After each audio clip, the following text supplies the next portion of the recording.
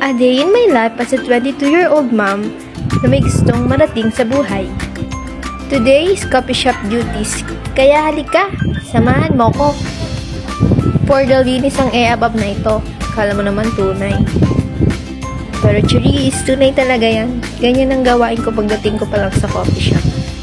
Tapos prep ng order. Let's go!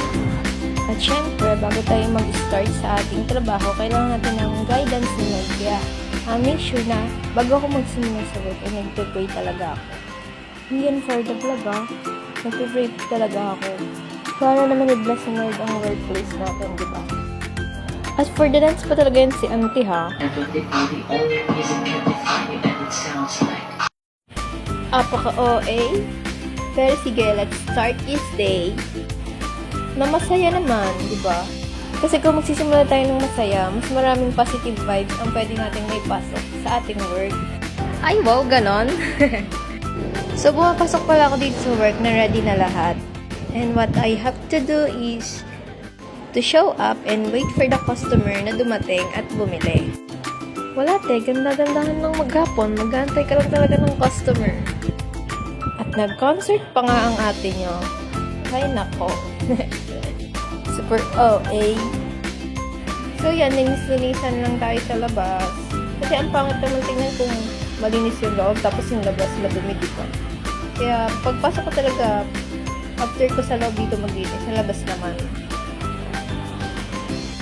Basta, panoodin nyo na lang maglinis. Alam nyo ba, apakapal lang gabok dito sa amin. Buti na lang talaga, hindi sa daan nakaharap yung shop namin. Kasi nakatagilid siya sa daan.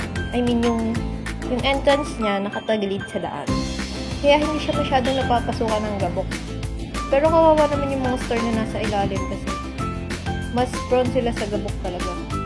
Kaya okay na rin. Less gabok, less linis, di ba? Maliit lang naman yung store, hindi siya spacious, kaya madali namang linisin. Kaya punas-punas, walis-walis, ganyan. Alam nyo ba, dati na din akong nag-barista. Pero hindi siya matagal. Parang nag-sub lang ako ganun, 1 week. Barista ba tawag doon? Or feeling barista? Parang feeling barista lang yata yun. Joke.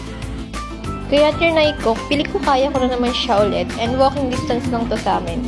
Kaya nag-gym na din ako. And FYI, hindi talaga ako tinuruan ng may-ari nito kung paano mag-mix. Binigyan niya lang ako ng guide.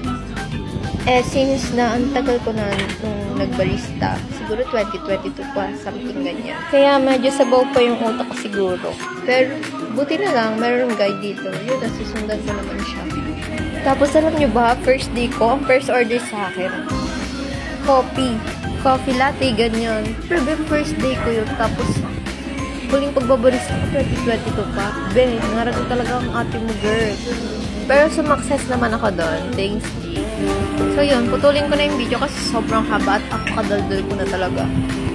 If one thing that would do part 2, just comment more. Yun lang. Support my vlog, guys.